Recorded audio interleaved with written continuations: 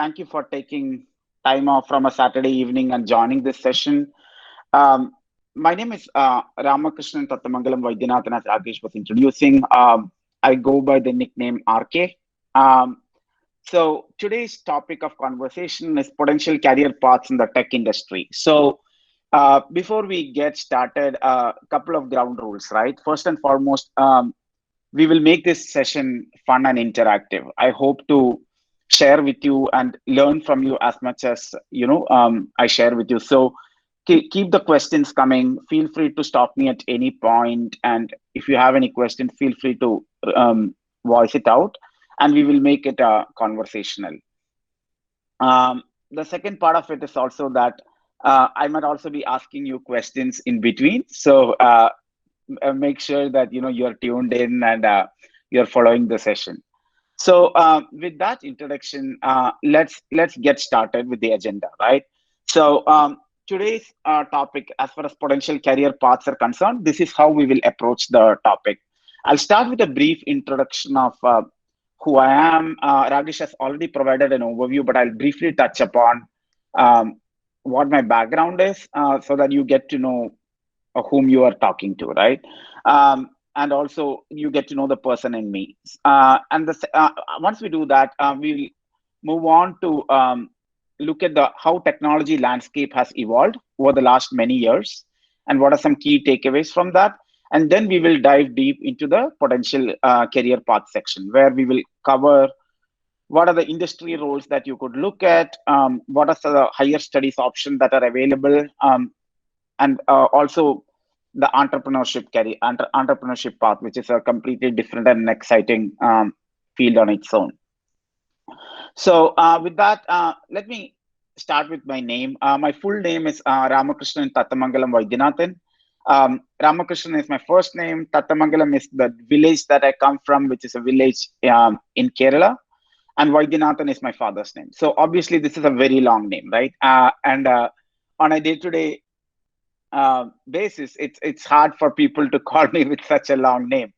I commonly go by the nickname RK. You can also call me RK in this session, and um, that's how I commonly go among my friends and office circle. In terms of a quick background of myself, I belong to Kerala, as I was briefly mentioning earlier. I belong to this place called Chalakudi in Kerala, which is very near to Cochin. It's just 30 kilometers from Cochin. It's a very scenic and a natural place, lush green, as you can see in the pictures there. We have a beautiful river in that place, lot of temples and churches. I had a very memorable childhood growing up there, and it was really fun to be having a very simple and a very awesome childhood, which was in the midst of the nature. Um, and Once I finished my high school in '97, and from '97 to 2001, I did my graduation in Cochin University of Science and Technology. I'm an alumni of CUSAT. I did my specialization in information technology there. 2001, after I graduated, it was a bit of an uncertain time in 2001, where um, there was there was a huge dot-com bubble involved, and the tech industries were not hiring very aggressively. So I joined after a brief break, after passing out, with Tata Consultancy Services, where I spent close to 6 years as a systems engineer. As part of my tenure there, I had the opportunity and the good fortune to travel to a number of different countries for work assignments, primarily in Europe and Asia Pacific region. And I was predominantly responsible at that time for rolling out an enterprise um, package called PeopleSoft. In 2007, after being in the tech industry for close to 6 years, I took a break in my career and I pursued my higher education, doing my MBA from SP Jain. Um, 2008, after graduating from finishing my MBA, I joined Cognizant Technology Solutions as an e-commerce consultant, where my primary responsibility was to work directly with clients, help with defining the requirements, really flushing out the solution, and help with the rollout of e-commerce solutions. In 2015, after working for close to 8 years in Cognizant, I had the opportunity to join Amazon in the product management role, where I spent close to a year. And in 2016, I transitioned to Starbucks, where I had a good opportunity to work on their mobile platform. So over the last close to 4 years, I've been a principal product manager at Starbucks, primarily helping with defining the features and the rollout of those features in their mobile apps, primarily iOS and Android. And I also have worked extensively on the web platform earlier in my career. So that's just a gist of my background and where I come from. With that introduction, let's move on to the topic, evolution of technology landscape. So I would like to start with this slide, which sets up the context nicely, right? So what this slide um, shows is a comparative view of what are the largest companies by market capitalization in 1999 and 2019. And market capitalization, as all of you might already know, represents how big that company is from a share market standpoint. So I have a question here to the audience. Take a look at the companies that are shown as the top 10 companies by market capitalization in 99, and take a look at the companies that are shown in 2019. Are you able to find some trend or a pattern in terms of the kind of companies that has shifted from 99 to 2019? Are you able to spot some pattern on what are the top companies in 2019 vis-a-vis what are the top ones for 99? Anybody?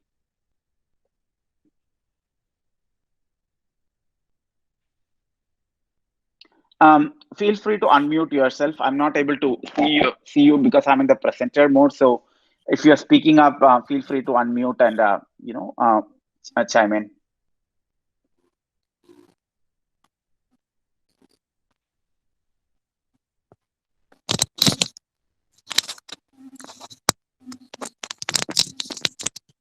Any guesses? Anybody?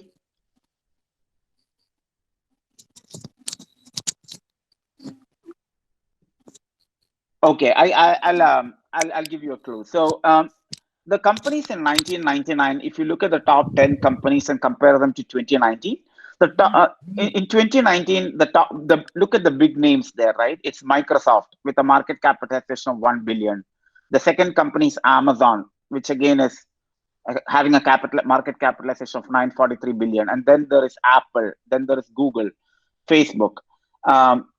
So the top of the 10 companies, again, Alibaba and Tencent, both of them are tech companies. So if you look at the top 10 companies, 7 out of 10 companies in 2019 are technology companies.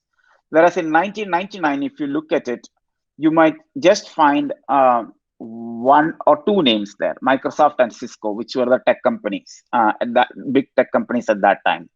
So the key takeaway here is that in terms of the market capitalization, like there has been a clear shift in the technology landscape over the last 20 years, where technology has become the tech companies are really leading the charge.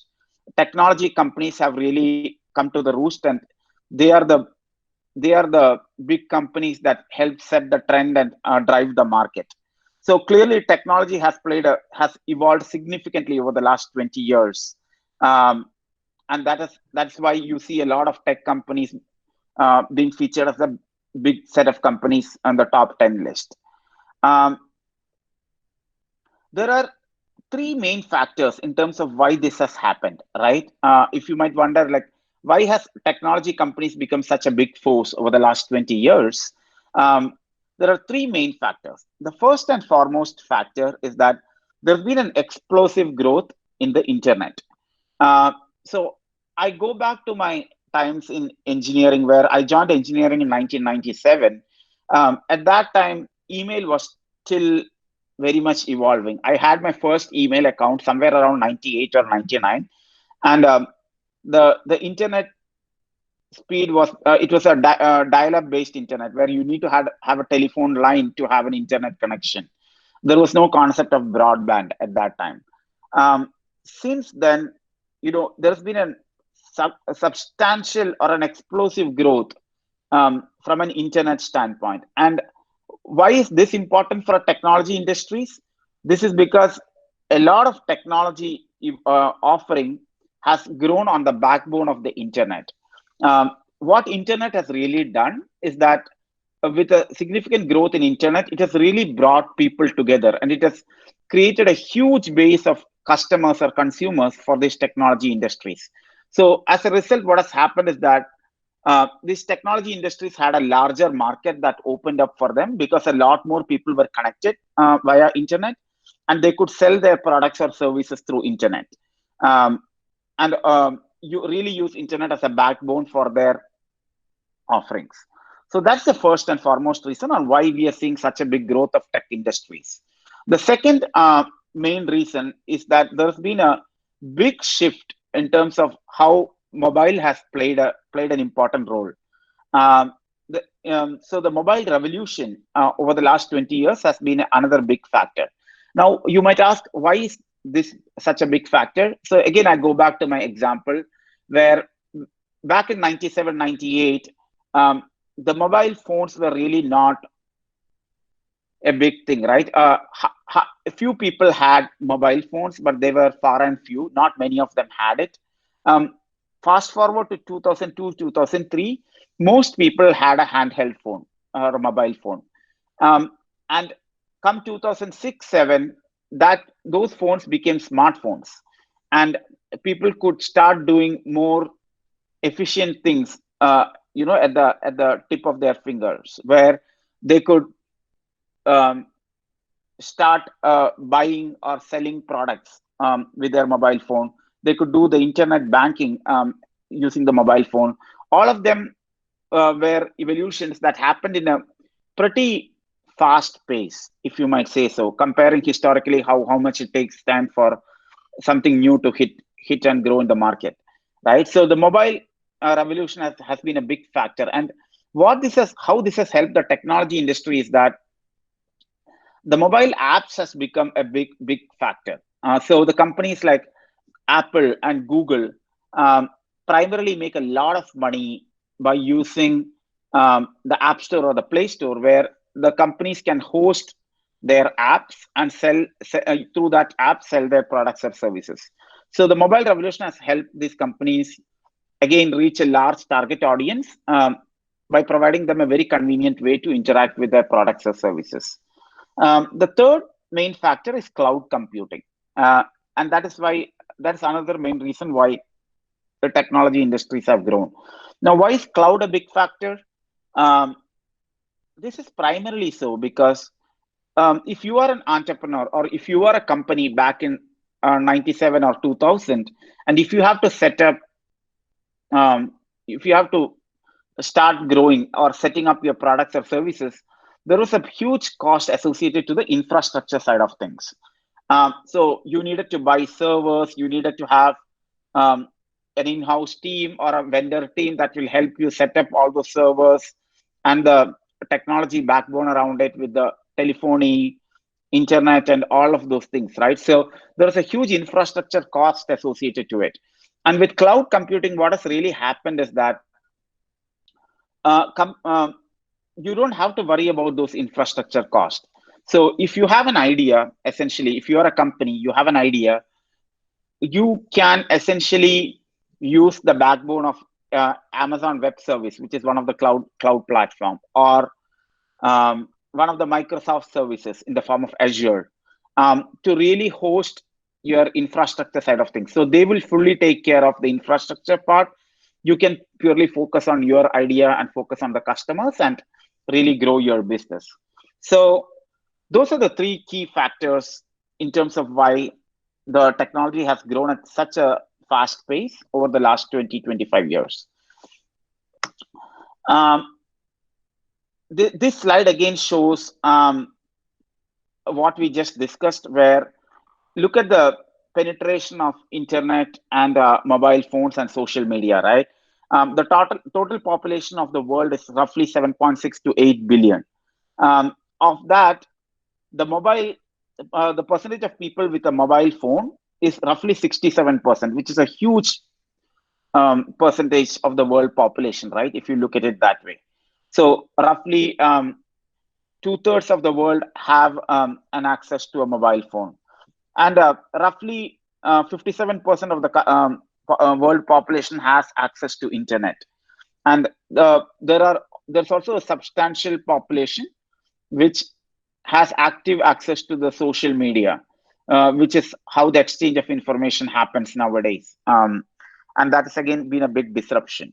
So this slide again summarizes what we have been talking about, where the rise of mobile phones, the rise of internet, the rise of social media, and even cloud computing has all helped with the all help customers or common people get access to information, products, or services, and that in turn has helped the companies, uh, or specifically the technology companies, grow at a much faster pace.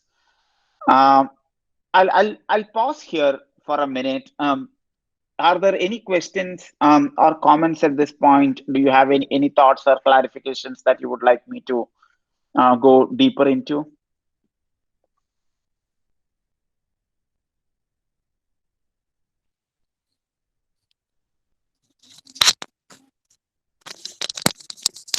No, sir, it's clear. Please carry on.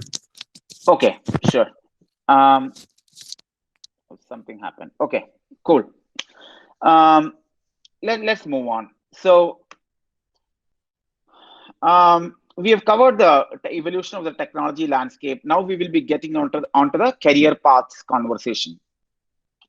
So we will be looking at the career paths in the form of um, three subsections.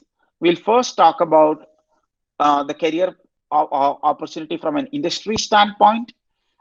We will once we cover that, which is the meat of the topic, we will also look briefly into what are some of the higher studies options that's available to you once you pass out of engineering or MCA. Um, and then we will also look at the entrepreneurship path, right? So those are the three subsegments that we will cover. So we'll start with a quiz question, right? And this is just to make sure you are plugged in actively, and that we make this a conversational and a fun presentation. So I will ask. I'll post the tagline of a given company. You will have to take a wild guess on what company are we talking about here, right? And this ties into our career conversation, as you will be seeing shortly. So um, pay attention to this. Um, the mission statement of this company reads: "We'll organize the world's information and make it universally accessible and useful." Any guesses on which company has this tagline or a mission statement?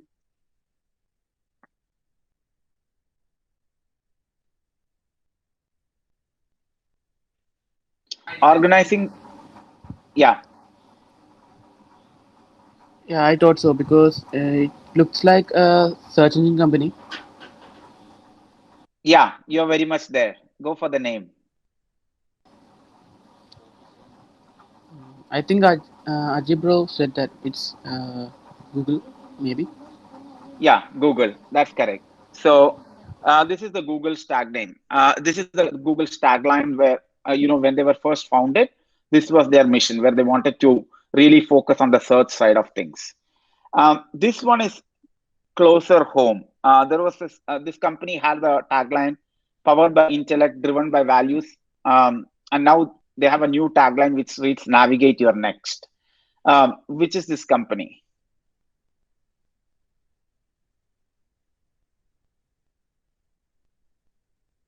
It's a name that a lot of you are familiar with. Infosys. Correct. It's a tagline for Infosys.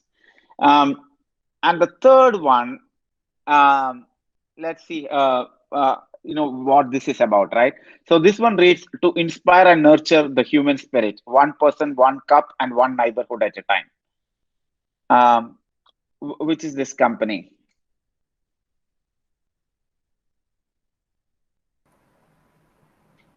It's a US based company. It's a coffee company. I can give you that clue.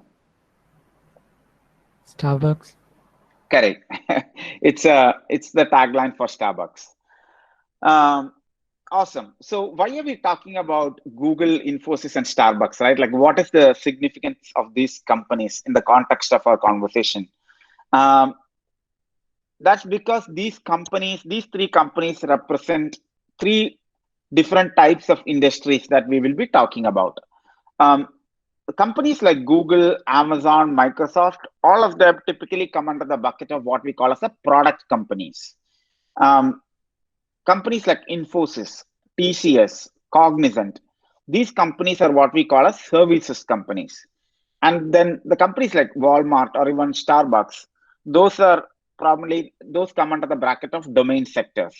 Now we'll start looking at like what is the definition of each of these buckets. What are product companies? What are services companies? And what are domain companies? Um, so in terms of the product companies, product companies are those companies that create a unique technology offering that's used by end customer or other companies. So what does that mean, right? So the product companies, essentially their core offering is a technology product. So you take a Google, you take an Amazon, you take a Facebook, you take a Microsoft. What do they offer? They offer a core technology product. Um, and essentially they make money with a few different ways. So let's the three options, the three ways, broad methods by which these companies make money are what we call as B2C, where they might make this technology offering to an end customer and they make money from the end customer. Or there could be what we call as the B2B, wherein these offerings are provided to other businesses. Take the example of Microsoft, right? Microsoft has Office suites, or they have offerings such as Azure, which is a cloud platform. And these cloud platforms are offered to other companies to host their infrastructure. And that's one of the ways that Microsoft makes money. So that those you can call them under the category of B2B.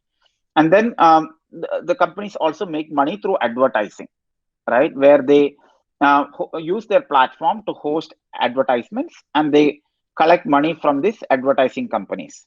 So let's take the example of Google, right? To understand how Google makes money or what Google's business model is. So as all of us are aware, Google's primary offering is the search engine, where any of us can simply type in anything and find what we want, essentially, right? So when we do this, against the search engine results, there are also what we call as um, the keywords or the AdWords. So these AdWords are nothing but um, search results which will also have advertisements embedded in it. And how does this advertisement work? Say, for example, you are Googling for a motorbike, right? So one of the motorbike companies might partner with Google to say, hey, when somebody puts the keyword of uh, 2020 motorbikes or the latest motorbikes, right, in the Google search, please insert my advertisements as part of the search results. And Google would do that. When you search for the motorbike, you will also get to see the advertisements that are available as part of the search results itself. And when you click that advertisement, then you are redirected to the respective site. So when that happens, for every click, the Google would get money from this advertising agency. So say Hero Honda Motors is putting up an ad as part of the Google AdWords. Hero Honda Motors would pay Google to say, hey, for every click, we will pay you this much paise or this much cents, right? And that's how Google makes money out of it. Also, there are publishers who publishers are essentially advertisers who um, tie up with Google to post these advertisements. So that's essentially how Google makes money, where they don't make money from the customer directly, but they make money from the advertising agencies by virtue of offering these advertisements to the customers. Now, let's take another company, and I'll pick your brains here. Any guesses in terms of how probably Amazon makes money? What's Amazon's business model?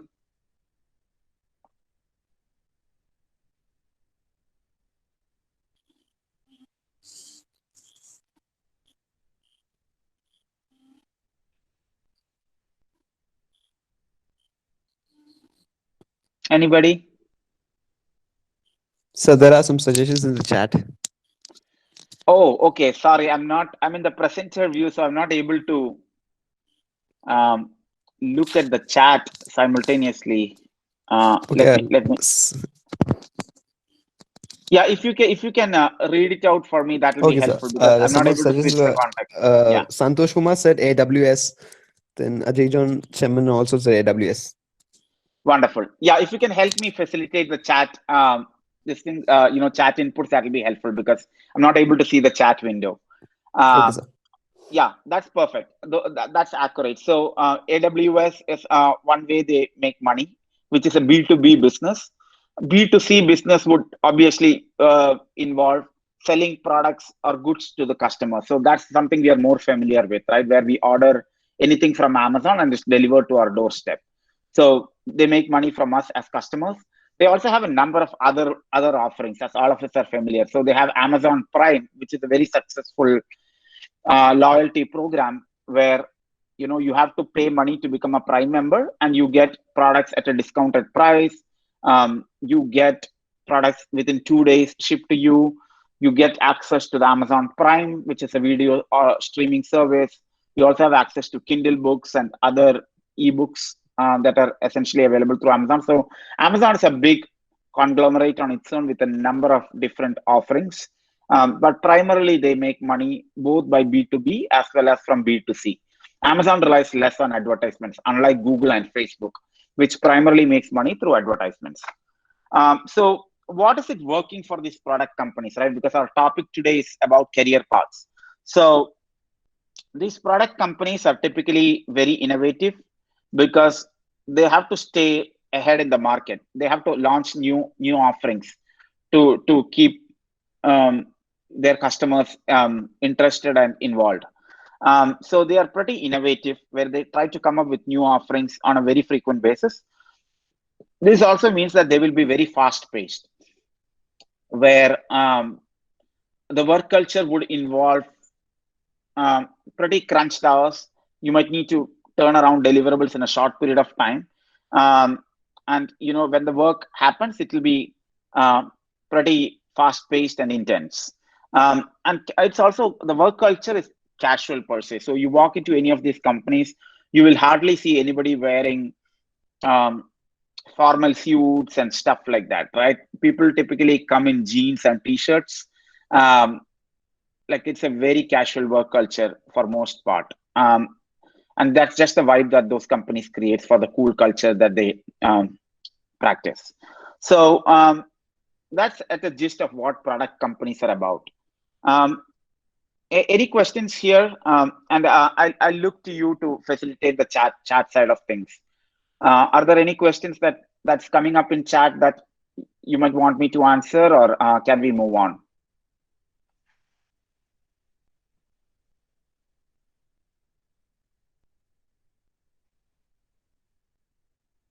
Okay, I take that to be a no. So let's keep moving on. How does the product company hierarchy looks like, right? So how are these product companies structured? So typically, these product companies have what we call as cross-functional teams. So there is these companies have a board of directors. They have an executive management, which is comprised of CEO, CIO, and the executive leadership. And then they have different departments within this product company. So they will have engineering department, which is primarily the department that builds these products from an engineering standpoint. So that's the part that would be very interesting and pertinent to you, where the engineering department hosts, like they are the ones who build the technology side of things. Then there's a product organization or a product division, where this product division primarily determines what products have to be built. So essentially, like I am a product manager, and what I do as part of my job is that I determine what are the products that we need to build to launch to customers, what are the features for this product, and then what business value or customer value does this product drive, right? Because unless the value is clearly defined, it's hard to bring that product to life and make sure that it is successful. So that's the role of the product function, to really define the product. And once the product does that, they would bring it to engineering, and engineering would help build that solution. And then you also have a number of other departments, such as sales division or a legal division or a finance division, to take care of running of the business per se. So the sales division obviously would, in the case of a product company, go about selling that product to other companies, to customers, or to partners, right? Legal and finance division is pretty self-explanatory. So that's broadly how the product companies are organized. This is very representative and can really differ from one company to another, but I just wanted to give you a broad flavor of it. Now, the interesting question is, okay, how do these product companies actually bring a product to life, right? So whether you take Google, Amazon, Microsoft, or any product company per se, they have what we call as a matrixed organization. So we saw that there are different departments in the earlier slide. Now, in order to bring a product to life, these departments have to work very closely with each other. So what we see as the vertical boxes there, vertical gray boxes there, is what we call as the pods or a product teams per se, right? So each product would have what we constitute as a product team. So the product team would have a product manager or a product owner who defines what is this product about, what are we trying to build here, right? And they really define the objective of the product, the value it brings in, and really the requirements and the features on this product. And then there is a scrum master who facilitates the whole thing. They organize meetings. They make sure that all the relevant teams come around the table to discuss about this product and really understand what we are trying to do here. And then there is the engineering organization, which is comprised of a number of engineers or developers. And then there's a QA organization, which is the department that is responsible for testing the product. So you have manual testing or automation testing. All of that's coming under the QA side of things.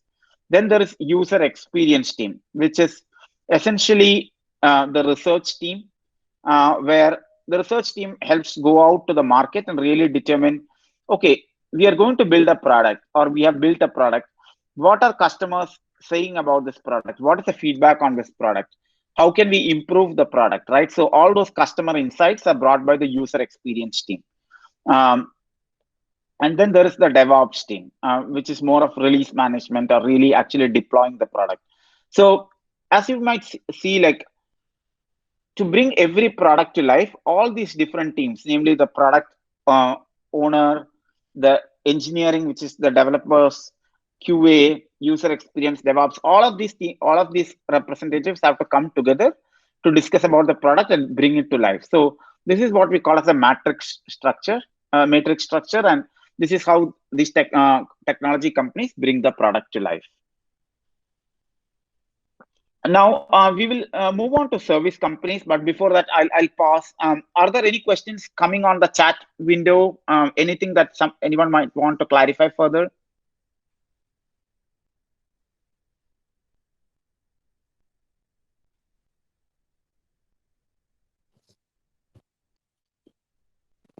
No, sir. Okay, we'll move on then. Services companies. So services companies, so as we discussed earlier, like we are talking of the likes of Infosys, TCS, Cognizant, etc. Right? So the services companies, as the name implies, provide technology services to either the product companies that we saw earlier, like the likes of Google, Microsoft, etc., or they might provide services to the domain sector companies, which we'll be seeing in the subsequent section. Now, let me take an example, right? That will be easier to understand. Say there is a company called Walmart. Walmart is a big retailer in US. Similar, think of Walmart as similar to Big Bazaar back in India as an example, but much bigger in scale, right? They sell all kind of grocery and merchandising items as part of their store and e-commerce. So say Walmart wants to build, Walmart has a site, walmart.com, and they want to improve that site, or they want to make it better, right? Or they want to add some new features on that site.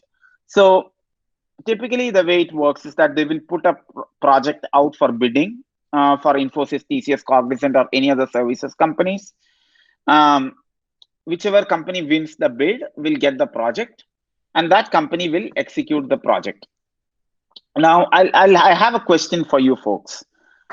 Why does Walmart or say Microsoft or even Google, right? All these companies use this services. They rely on these services companies for their projects. Why do they use services companies for their projects? Why can't they do it all on their own with their in-house teams? Why do they have to rely on a Infosys or a TCS or a Cognizant? Anybody? You can either speak up or put your responses in the chat. What is the advantage of using the services company? So, is it more cost effective? Perfect. Yes, it is definitely most cost effective. That is definitely one reason. Any other reason you can think of?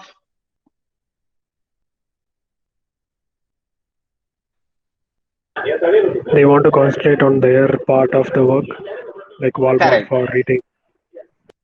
Exactly. That's brilliant. So these companies might want to focus on their core competencies or the core side of the business, and they might want to outsource one or more of their technology services to these services companies. One other advantage also is that these companies, as we will be seeing, will work in an on-site offshore model or a global delivery model, as we call it. So the way that model works is that Walmart is based in US, right? So we'll be looking at this in the next slide in more detail, but a gist of it is that these companies are able to work 24/7, where they have a portion of their team located at the on-site or at the client premise, and they work during the daytime in the US hours. And when it comes to the night in US, that is daytime in India, right? So the team in India will take over and they will be able to continue with the work.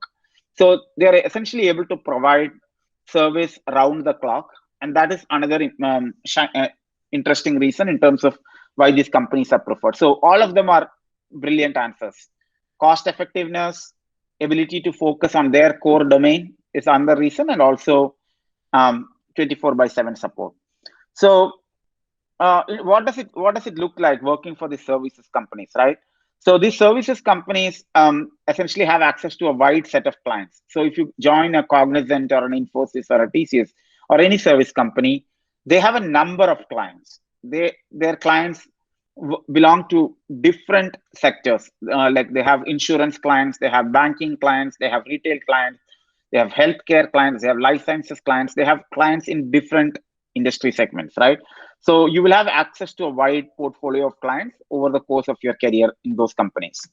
Secondly, you will also have access to a wide range of technology. So you might say, for example, start as a data warehousing specialist for a insurance company, and eventually you might be able to move from data warehousing in insurance to you might do data warehousing projects for a number of different sectors, and then you will essentially you can move on to a different technology at a later point in time. So essentially you will have access to a different range of technologies that you can keep learning and evolving. And also an interesting part about services company is that You'll also have a lot of travel opportunities typically, where these companies have clients in their US, European, or other Asia Pacific locations. So you would have opportunity at some point in your career to go to this client location, work directly with the client, and be customer facing. So that's broadly how the services company look like. So how are the services companies organized? The services companies are organized in the form of verticals and horizontals, right? So very simple way to understand this is that verticals represent what business their client belongs to. So as we discussed earlier, some of their clients might be in the financial services or the banking sectors. Some others might be in the retail sector. So for example, Infosys or Cognizant might have clients like Walmart, which is in the retail sector. They might have clients like Barclays or Bank of America, which are the financial services. They will have life sciences clients or healthcare clients like Novartis or Aetna. They will have media or telecom clients like AT&T, like Verizon, right? So they have clients who are in different industry domains. So these are what we call as the verticals. And then horizontals are nothing but technology offerings.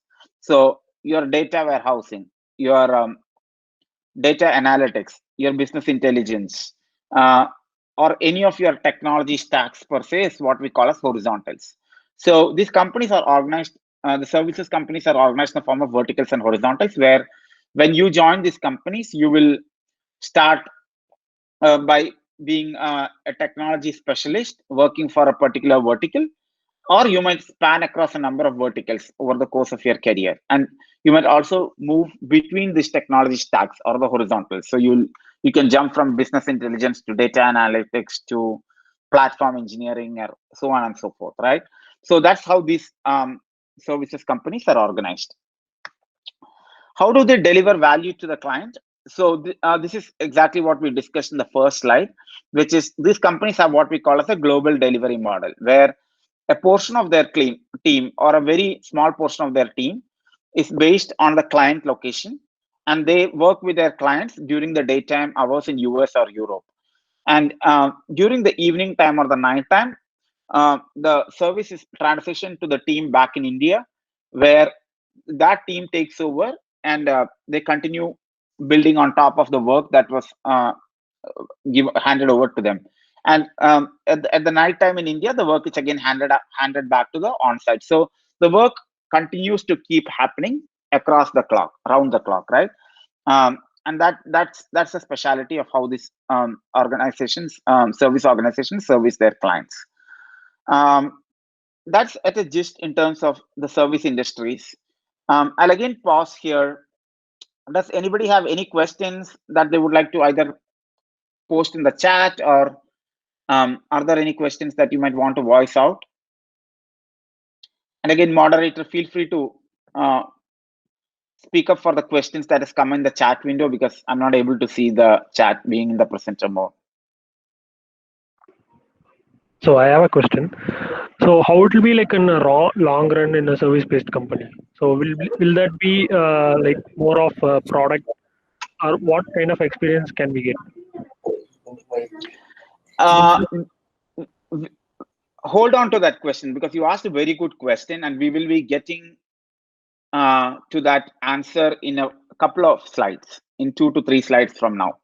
So hold on to that question. What's your name again? Santosh. Santosh. Yeah, so we will cover that topic in just another 10 minutes, Santosh. And if you still have a question, we will revisit it at that time. Sounds good? Yes. Cool. Any other questions before we move on? No, sir. Okay, so we'll keep moving. Domain sectors. So we saw that there are 3 segments, right?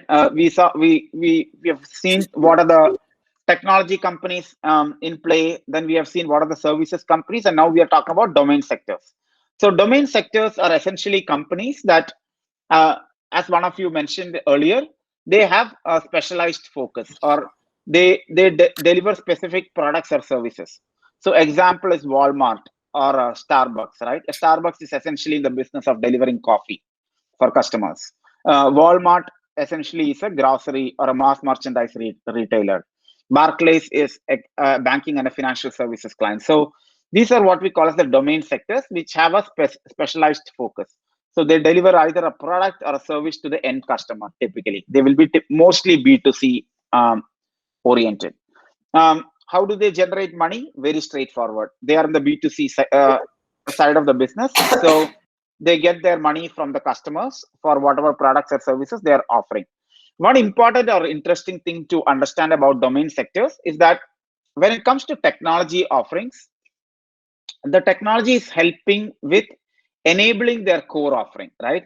So in other words, technology is not their main offering. So if you take a Google or a Microsoft or Facebook, they are technology companies. Their main offering is a technology product or a service.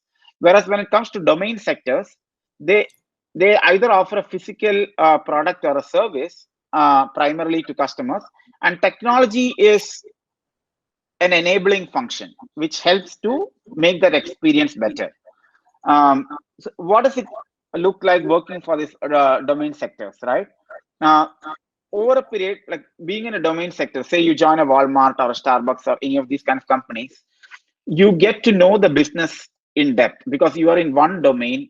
That company does one set of business, and you will be able to get deeper understanding of that business over a period of time. And also, from a work-life balance standpoint, these domain companies offer a fairly good work-life balance for most part.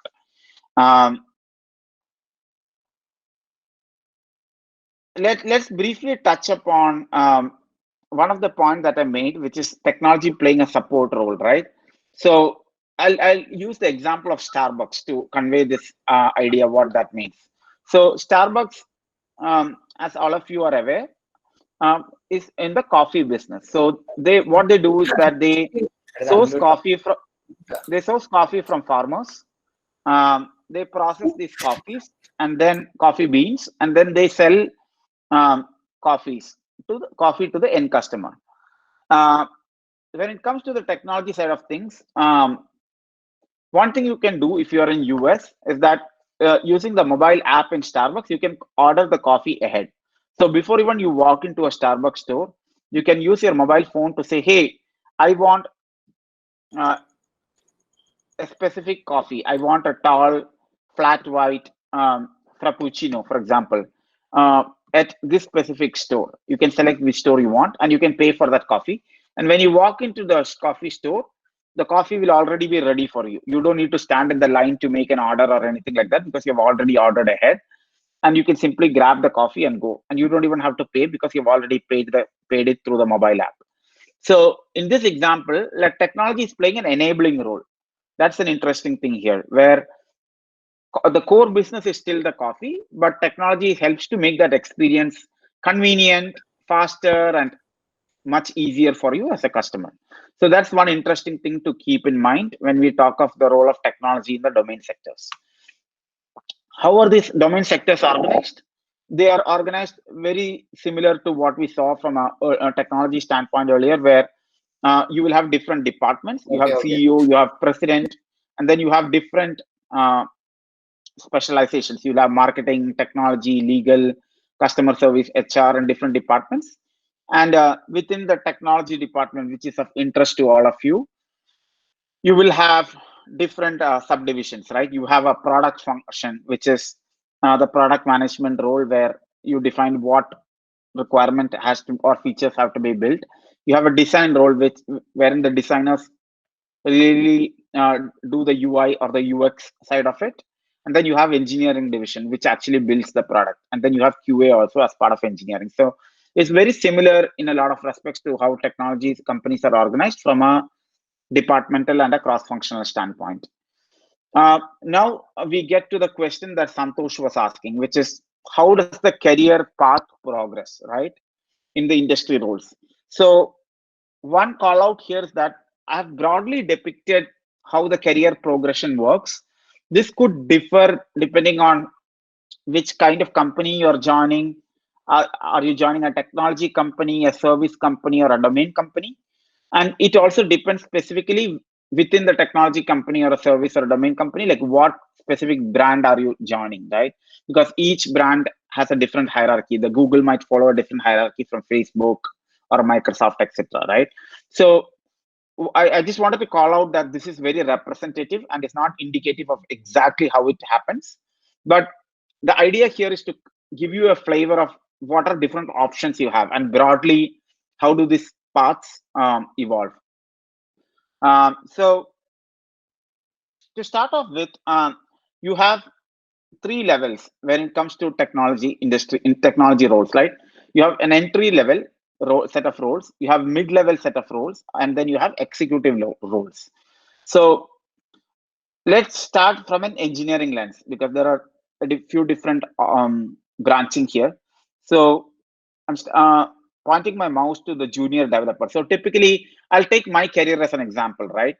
That'll be easier to understand. I started as a junior developer when I graduated out of engineering. What does junior developer mean? It means that I'm fresh out of college. I have some understanding of some bits of technology, but I don't have a specialized understanding of any of them in particular, right? So what these companies do is that they give you a training or an orientation to give you a flavor of what are different technology paths that they are interested in investing in you, and then they might specialize you in one or more of the technologies depending on what projects are available with them. So you might specialize, for example, in iOS development, or you might specialize in Android development, or you might be a React stack developer, right? So or any of the web-based technologies per se. So you will be focusing on a core technology stack, and you will start as a junior developer. Once you gain proficiency after 6 months, you might probably get a confirmation as a full-time employee, and then you'll be a software developer. And then over a period of time, you will evolve to a senior developer, where the idea is that you have got some good bit of experience now with you. You have an understanding of how the technology landscape works. You know what are different projects available that you are able to service, and you have an understanding from a technology standpoint how to solve problems, right? So at that point, you will graduate to a senior developer, and then you will graduate to a lead engineer, where as a lead engineer, you are able to guide a lot of senior developers and other software developers. So this is what you call as a module lead, where after, say, for example, in my case, after 6 years of working, like I was essentially at a module lead level, where I was working directly on the client side location. I was guiding the developers back in offshore with the specific requirements and what has to be built.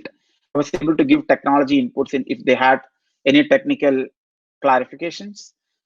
So all of that's what we call as a lead engineer, where you have a good understanding of technology and you are able to guide people who are at more junior levels. And from the lead role, it branches out. You can either take a management track, or you can take a what we call as a technical IC track. IC stands for individual contributor. So if you're taking the individual contributor track, it means that you will not have people responsibility, meaning you won't have people reporting directly to you. You will still be guiding people. You will be still focusing on the core technology side of things, but you don't have a direct people management responsibility where somebody is reporting to you directly. So if that's the path you want to take, you can go into the principal engineering track, where you, as a principal engineer, you are the subject matter expert on any given topic. And then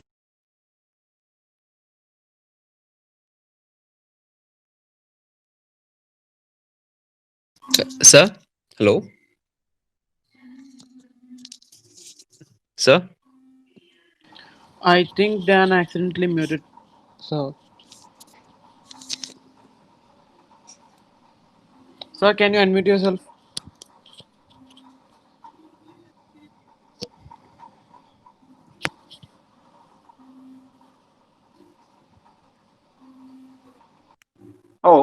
sorry about that. Are you able to hear me now? yes, sir. Please continue.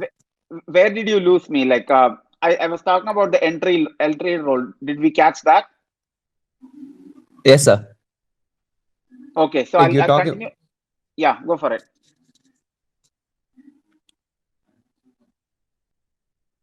I'll start with the mid-level roles. Is that where I lost you? Yes, sir. Like after lead engineer. After lead engineer. Okay, perfect. Yes, sir. After the lead engineer, like you can evolve into either a individual contributor track or a management track. Individual contributor track is where you don't have people management responsibility. You will still be focused on the technical side of things, and you'll be guiding other engineers, but you won't have people directly reporting to you, which is what the management track is about. So you might graduate from lead engineer to a principal engineer and a senior principal engineer eventually, where you will be offering subject matter expertise. And at companies like Google and Microsoft, they also have roles called a distinguished engineer, which is you are the subject matter expert on technology in that company. So any critical technical problems that arise, or anybody who needs an in-depth technical guidance, could reach out to you as a distinguished engineer, and that's a very executive role and a high level role. um, the other option is that you can take the management track, where people might graduate to engineering manager or engineering director from there on, where there will be people reporting directly to you, and at that point your role is to provide oversight or guidance, and people will be doing the work. Like people will the individual contributors under you will be executing, but you will be providing more of management guidance and oversight, and that role can grow into director or the VP role eventually from an executive level standpoint. So that's as far as the engineering track is concerned. Then there is an architect track, which is what I'm pointing to here, where from a software developer, you might also probably move on to become an architect, lead architect, principal architect, architect director, and architecture VP. So architecture track essentially is about the fact that in order to build any product, right, there are a lot of systems that have to come together. So essentially, there will be a lot of integration involved, where say you are building a mobile app, that app needs to have data available from one of the backend systems, one or more of the backend systems. There's going to be an API or an endpoint that the app would need to call to get the requisite data that it can then show to the customer. So a lot of systems are involved, and what an architect role does is to make sure that these systems are properly designed and integrated with each other. So that's what the architecture role does in terms of ensuring that these systems work properly with each other. The other career track option is the QA or the testing role, where someone might start as a junior tester, software tester, senior tester, and then principal test engineer, and then they also have management roles subsequently, where QA is primarily responsible for ensuring the quality of the product. So you have things like either manual testing or even automated testing that is covered as part of the QA side of things. The other possibility is that you can actually move onto functional tracks, which is what's indicated here. So you might graduate to become an associate product manager, senior product manager, principal track, which is the track that I took, or a manager track, and then that will go on to other executive roles.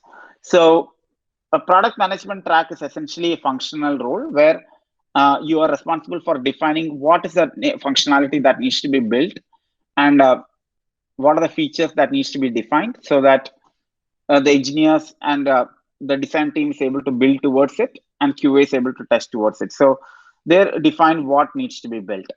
So these are broadly the career path options available. Again, there are a number of other options also that I'm not going into depth here. Like, for example, security is a very interesting role that has a number of different opportunities. Then security again has a different flavors to it. Cyber security, or even infrastructure, internal security side of things. You also have, when it comes to service industries, you have what we call as account management roles, where an Infosys or a TCS or a Wipro might have account managers who are sitting at onsite, and they're responsible for getting more business. So it's one level below sales role. there are marketing roles available where marketers are responsible for marketing the product. So I'm not going into those kind of roles here for lack of time. And just to keep it focused, because a lot of you come from engineering or MCA background, I wanted to keep it tech focused. So those are broadly the different career options available. Santosh, did that answer the question that you had in mind? Are there any other questions that all of you might have? Yes, thank you. Okay. Moving on, you might ask, like, I'm also keeping a tab of time. Can we take another 15 minutes to close the session, moderator? Like, do we have some more time available? Yes, sir. Please carry on. Okay, wonderful.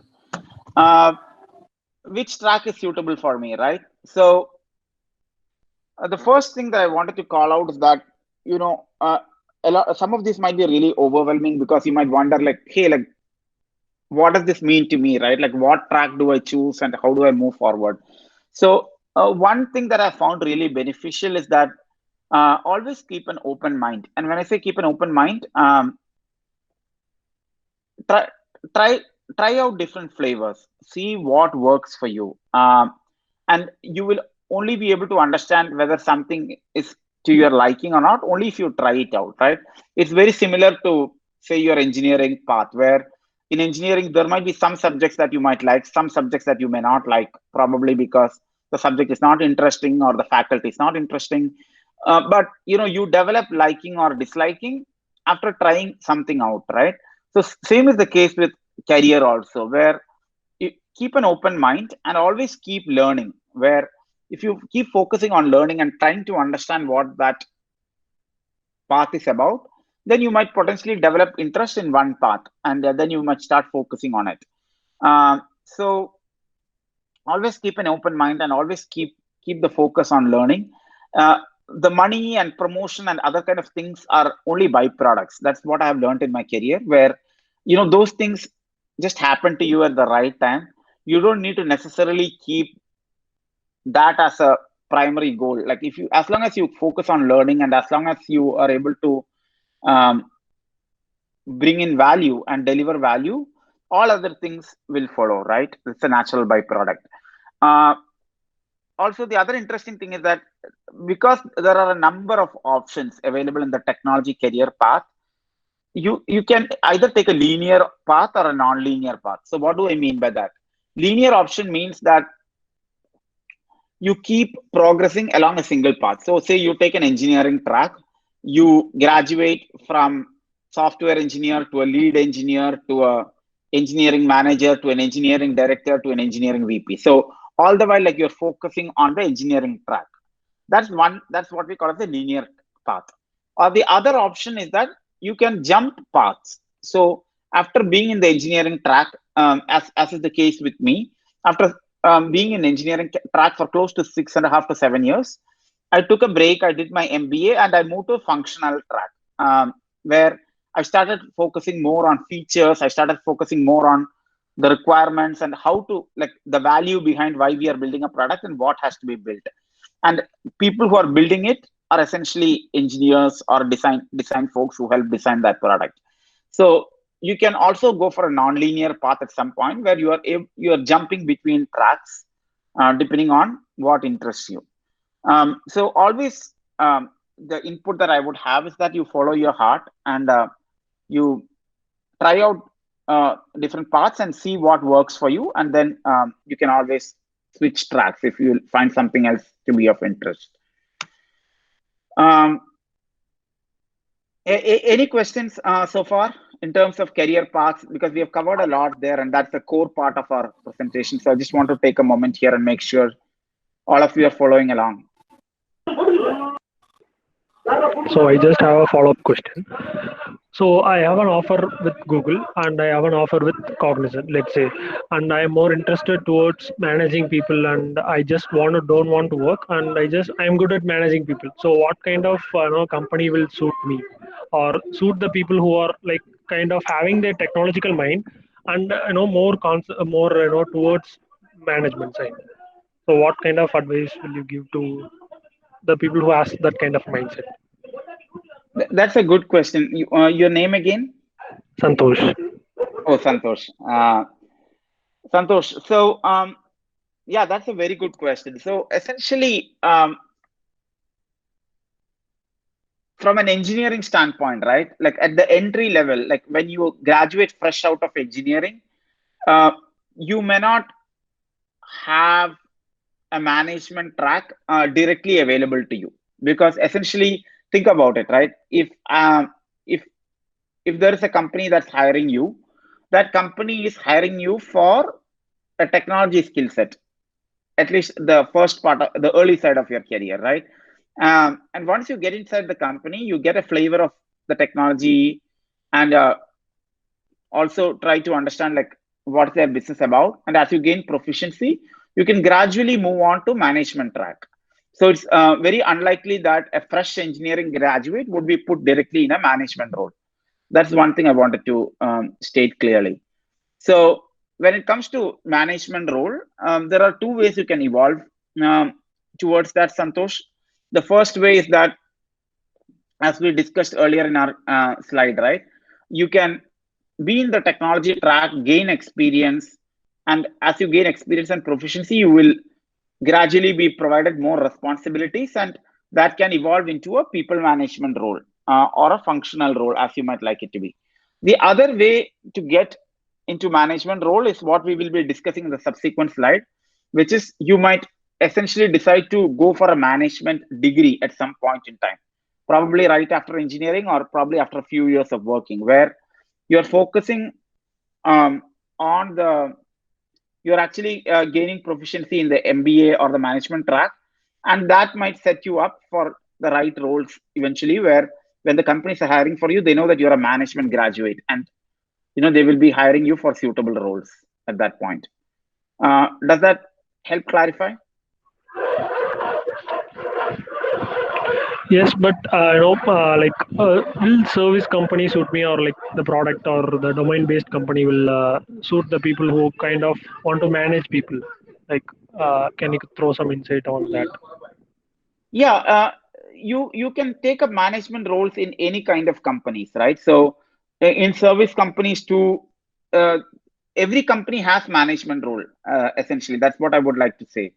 Whether it's product company, service company, or domain company, there are individual tracks and there are management roles. So service companies, to your question, would definitely have management roles, and you can grow into those management roles either by gaining proficiency over a period of time, or probably fast track it by doing an management degree and then joining those service companies at a later point in time. Yeah, thanks for the clarification. Yeah, sure. Give me just a minute. I'm facing some feedback. Just address the.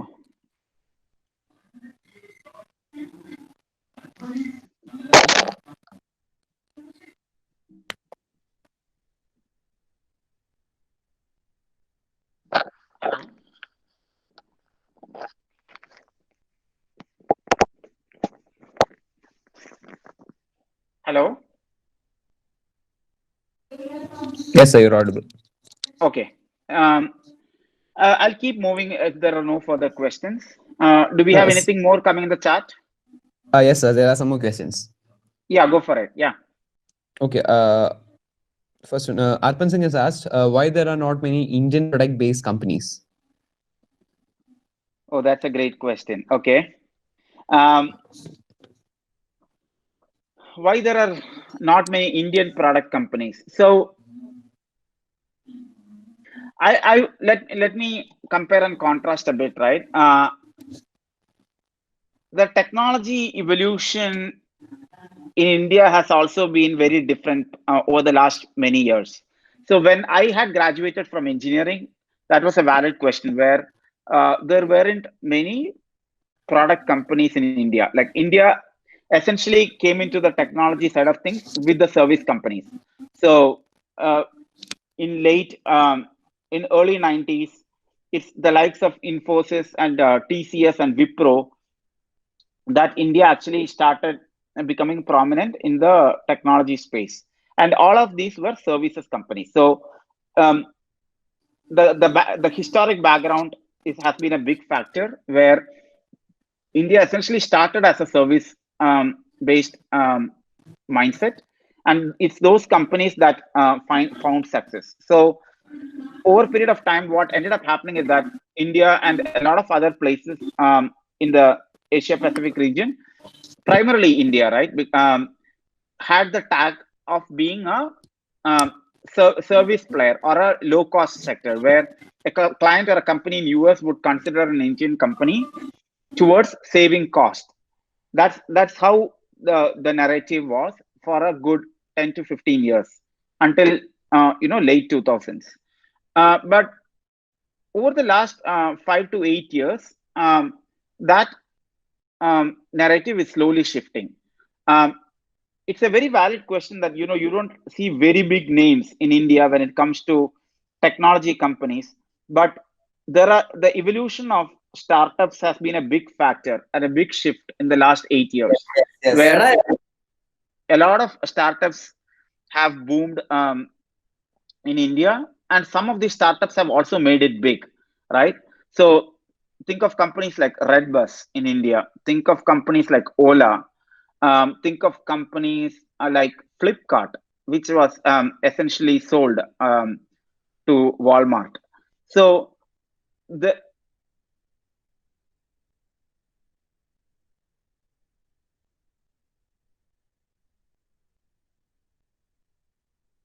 Sir, hello. I think you mute again.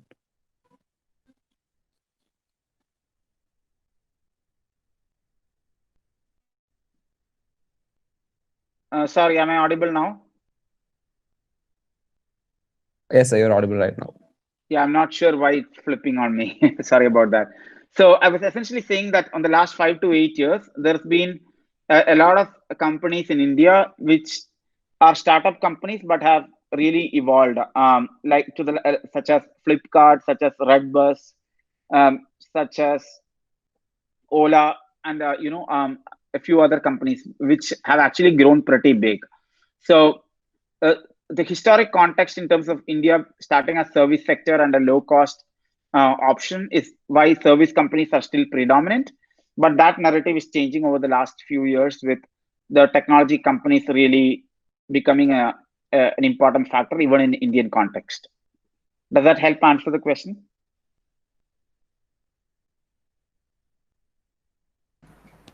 Yes, sir, it does. Thank you. Any other questions in the chat box?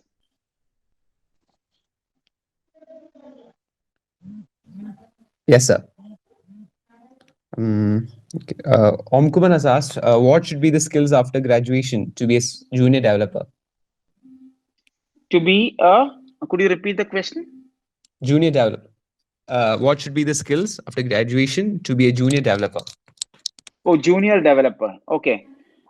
So essentially, when you graduate, right, like all of the core subjects that you are learning either in engineering or MCA is definitely the foundational part of it. And essentially, what these companies seek out for when you graduate is whether you have a good understanding from a core technology standpoint. So they would come to the campus, interview you, and um, place you as an entry level at the entry level role. And you're not on your own also, like you can always do a lot of self learning and supplement your technology understanding.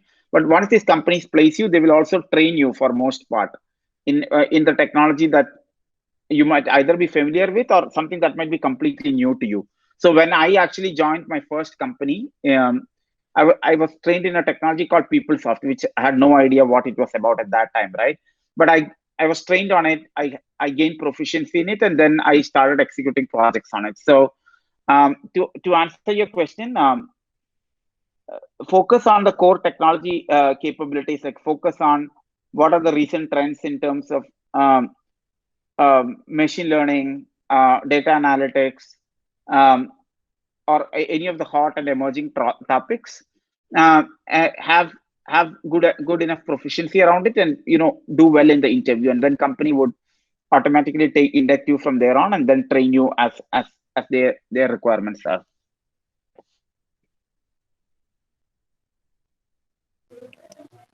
Okay, thank you, sir. That is very insightful. We have another interesting question by Arpan Singh. As we have noticed, the major companies in 2019 are tech companies. So did we lose the balance between tech and things like medical advancements, considering what we're facing right now? Oh, that's Shall I repeat the really question? interesting. Yeah, who asked that question? Arpan Singh. Should I repeat the question? Arpan Singh, yeah, repeat it once again, please. Okay.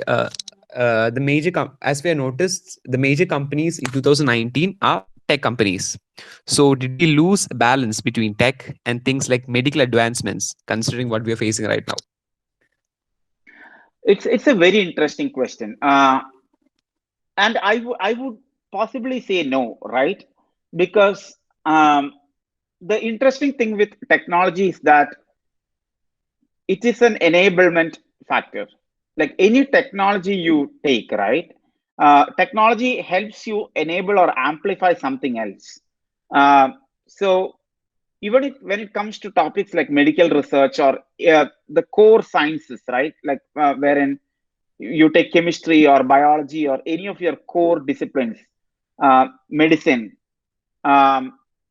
technology always is helping towards enabling those works forward. So the way you should think about it is that there is a core domain or a subject matter expertise when it comes to this science, especially medicine sector, and then there is a technology wrapper around it where technology has helped advance what medicine can really do. So let's take the example of COVID, right, which is the hot top of mind thing for all of us. When COVID has happened, a lot of like whether it be in India or in US or any country that you might take, you are able to sit at your home and really track how the numbers are progressing, whether it's in your country, your state, or even your local district, right? All of that is being enabled by technology. 20 years back, you probably might not have been able to do that because you didn't have the technology service for that, and you might have to rely on newspaper or even a radio at that point to get that information. But now you get it at your fingertips.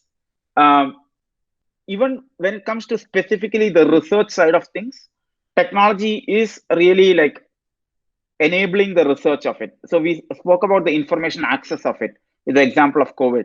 But even when it comes to technology, the core research, technology is a big enablement. So I would not say that technology has diluted the focus.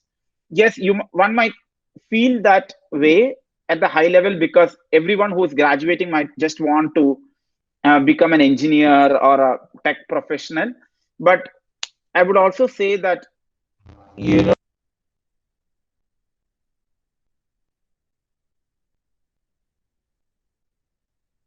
Sir, gone off again. Hello.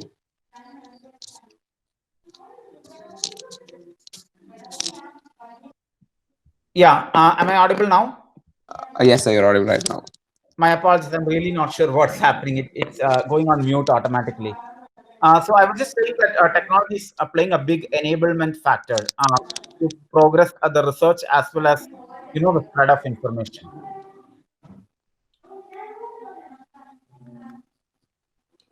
Was my answer clear, or did I lose somewhere halfway through?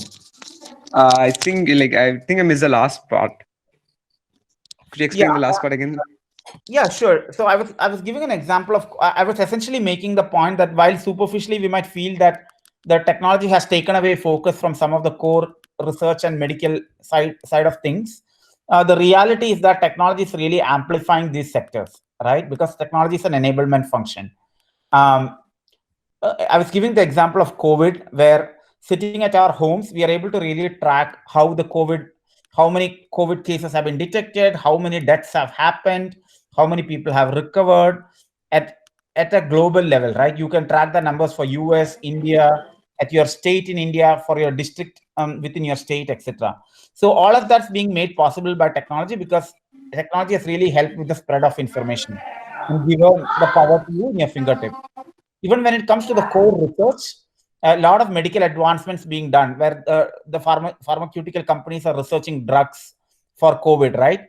A lot of that is actively enabled or even accelerated by technology, by the use of technology. So while it might feel superficially that technology has taken away the focus, the reality is that technology is really has enabled a lot of other functions, such as the research. Is that clear? Yes, sir. Thank you. Okay. We have a few more questions. Okay. Yeah, keep them coming. I'm here for you. Okay. Okay. Ajay John has asked, is there R&D are there R&D teams in service companies, or is it unique to protection or domain companies? It's a good question, Ajay. So R&D, when it comes to research and development, right? As you rightly called out, the R&D function is more stronger, I would say, when it comes to the product or services companies, because they provide direct service to the customers or businesses, right? So typically a lot of companies are B2C, and hence when it comes to building technology products, the R&D or the research team is pretty strong, because they need to understand what are the customer feedback around a given feature, what are the insights from customers, and then really build the feature to meet those insights or requirements. So it's definitely stronger in those companies, but I wouldn't say that R&D is not available in services companies. Even when services companies are actually pitching for projects, right, or when they are actually delivering value to their clients, they need to have a good understanding of who the customers of these clients are. So if, for example, Cognizant is executing a project for Walmart, it needs to understand, at least at a high level, who the customers of Walmart are, how the product that they are building would help Walmart service those customers. So there, I wouldn't say that it is totally absent. There are R&D divisions even within services companies, but probably the focus of these R&D divisions for the services companies might not be as strong as the ones that are available in the product or the service side of the company. Does that help the question, Ajay? Yes, sir. Okay. He just messaged in the chat. Okay. Another question we have is from Mohammed Arshad. How can we adapt to the changes that keep evolving in terms of technology, at the same time considering our current working technology and mastering that as well? Was that clear? Good question, Mohammed, right? Yes, Yes, sir, Mohammed. Okay. So the question was, how do we keep learning the current technology as well as keep adapting to the new ones, right? Yes, sir. So I would say, Mohammed, that your learning is always a continuous process, right? So I'll use my own example.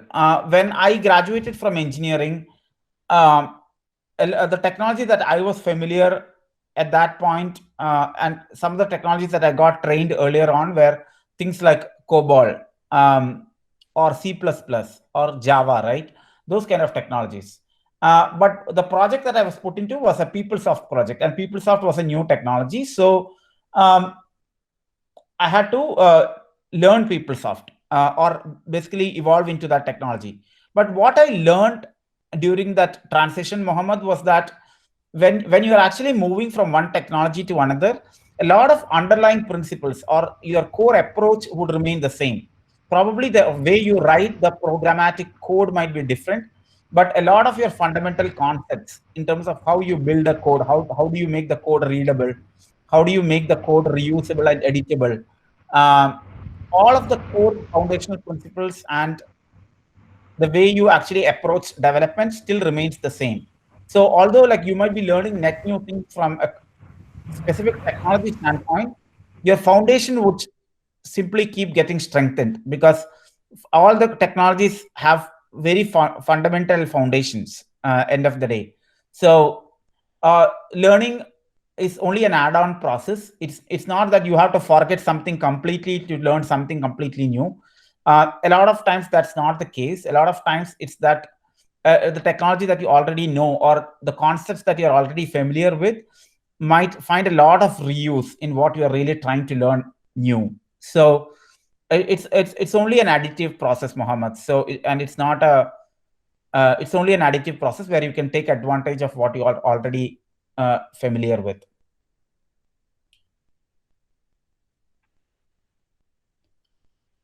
Any other questions in the chat box, or somebody else has any other questions? Hello. Yeah. Okay. So, which are some new books that some books that you recommend to us for a starter? Books that I recommend for a starter. Like something to keep us focused. A lot of books that I read are a lot of management oriented books. So if you're looking for core technical books, I can probably research and get back to you, but I don't have a list top of mind. But if you're looking for approaches, use studies, case studies on how technology companies have evolved and how people have built companies, I have a lot of good recommendations for you. So like just in the subsequent section, we will be looking at the entrepreneurial journey for Uber, for Airbnb, which is a company that I really admire. So they have a book called Airbnb Story, which really talks about how Airbnb as a company was formed. To essentially the gist of the story, I can cover it right now because we are running short of time, right?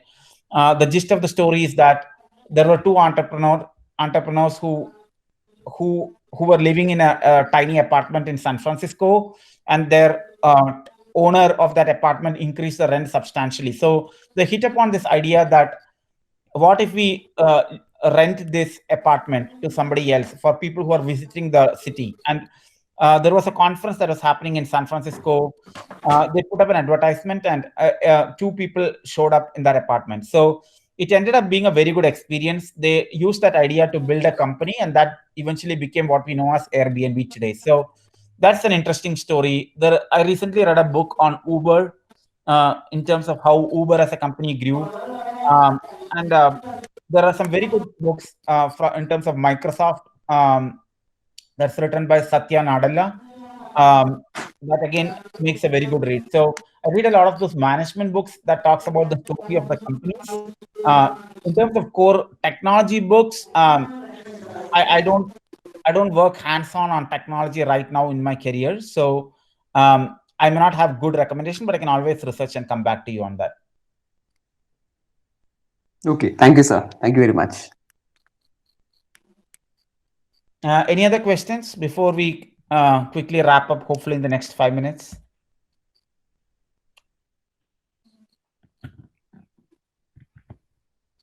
No, sir, I think we covered everything. Okay, cool. Let's keep moving. I wanted to take a quick 2 minutes to address the COVID situation, right? Because that will be top of mind for a lot of you.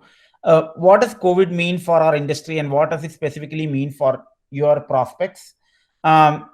So one important thing is that over the last 3 to 4 months, it has completely changed. COVID has changed the world upside down.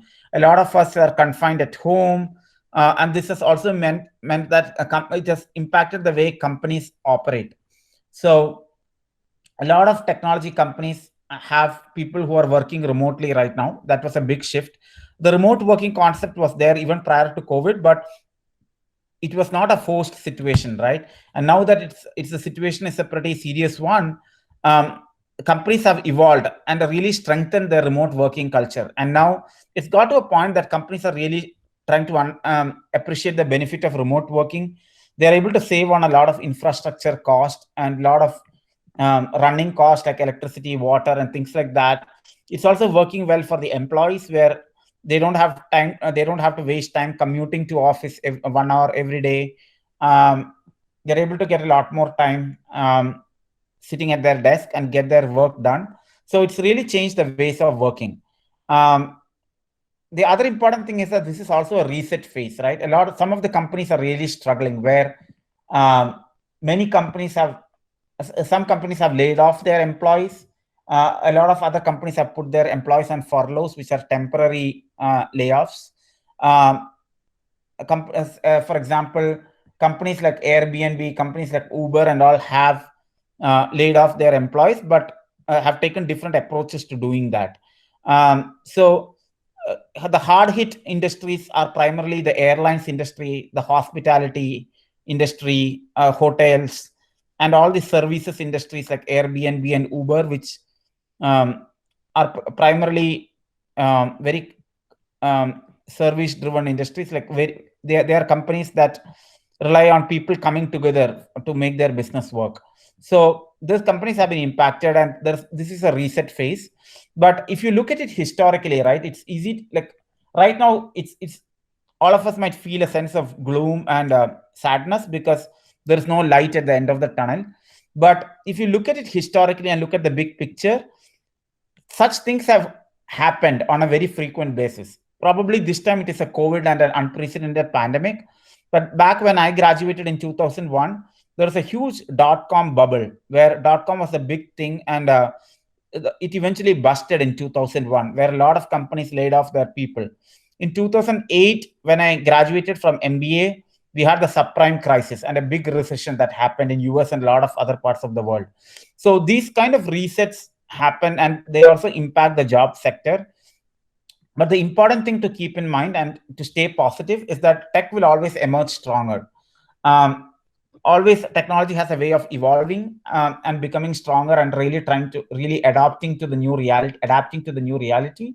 So tech will always emerge stronger. Hiring will come back, although there will be temporary freezes and layoffs that you might see around at this point in time.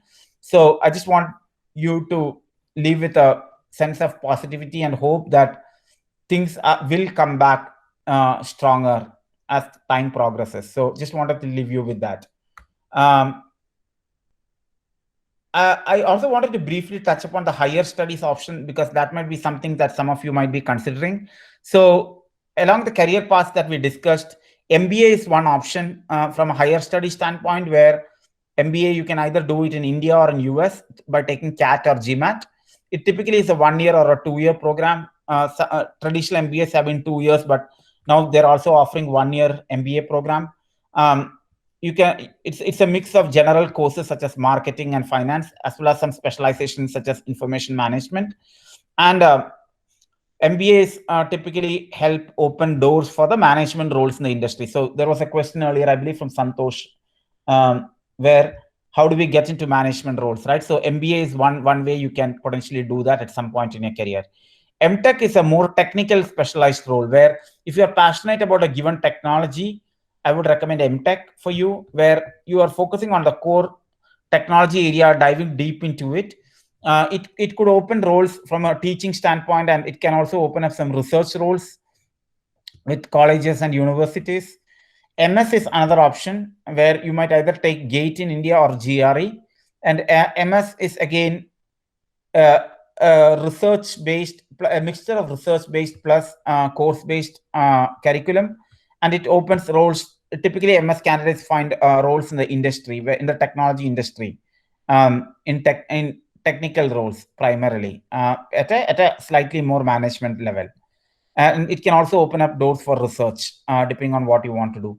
And PhD is obviously the pinnacle of research, where if you want to get super specialized after doing an MTech or an MS, you can consider doing a PhD, where it'll be a highly specialized course that takes 3 to 6 years. And you will find opportunities in the research space, and some of the core areas that that we were calling out earlier on. I believe Ajay was calling out earlier, right, where things like clinical research and medical research, those can also open up roles from a PhD standpoint. So technology, again, back to that question, like there are technology roles where PhD candidates are hired in those industries to help with those research activities. Also, PhD candidates, I should say, are also actively considered in core technology industries like Google, Facebook, and Amazon towards building their data modeling and algorithms. So that's again a career path that's potentially possible. I also wanted to finally wind up with entrepreneurship journey with the Airbnb story that we already briefly touched upon. And when it comes to entrepreneurship, I just wanted to leave you with the thought that anybody can become an entrepreneur. There's no such thing as a perfect time to become an entrepreneur. The main thing about entrepreneurship is about taking your idea and bringing them to life. But that being said, it also calls for a lot of drive and ownership, where the failure rates are very high. When I say failure, every failure is a learning. So failure is not a really right term. But when it comes to really like those companies that make it big or make it very successful, there are only a handful of them, because a lot of companies, there are a lot of challenges starting up your own company and bringing them to life. But I should add that it's a very exciting path. I have a few of my friends who are entrepreneurs, and it's a very rich and a rewarding experience from whatever I've learned from them. Always the focus on entrepreneurship is to fail and learn and improve, where you have to keep building and you have to keep iterating and keep taking lessons and heart from your failures and keep improving. It's also high risk, high reward path where persistency is the key. So we have gone overboard from a time standpoint, but I wanted to pause here and close out the conversation. I would open up for any more questions if you have any more questions at this point.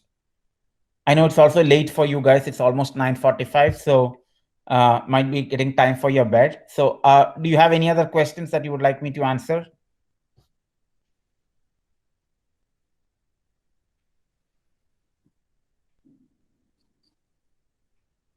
No, sir. I think we covered everything. Okay, wonderful. Thank you everyone for joining. It was a really fun to talk to all of you and answer your questions. And I hope you enjoyed the session, and I look to hearing your feedback on this. Thank you so much for your time.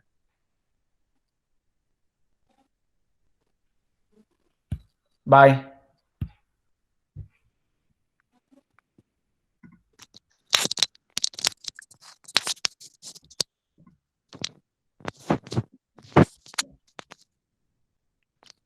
I'm signing off now. One second. Yeah. Like on behalf of EdgyHack, I extend a hearty vote of thanks to our speaker who spared time from his busy schedule for us. Today we had an opportunity to hear about your insights on various topics and learn. I know I certainly have. So thank you, sir. We hope to hear from you soon. Thank you so much, Rajesh, for facilitating the conversation. I really appreciate it and funneling all the questions. And thank you for all the participants for those wonderful questions. I really enjoyed talking to all of you. Take care. Bye. Yes,